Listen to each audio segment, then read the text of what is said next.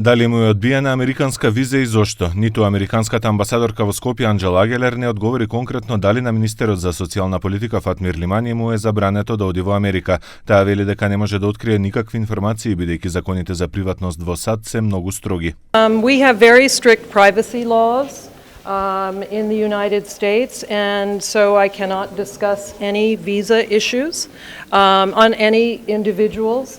I would refer you to the minister to discuss what occurred.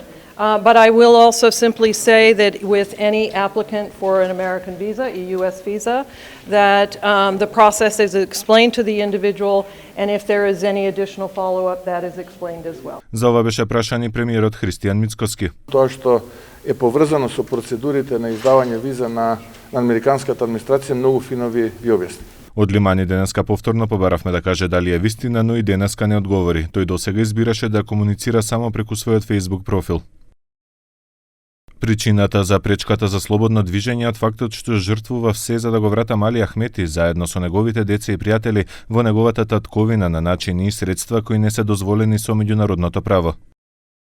Предходно се зборуваше дека и на министерот Дуи му била одбиена виза, а подоцна на црната листа на Стејт департментот беше објавен и поранешниот вице-премиер Артан Груби.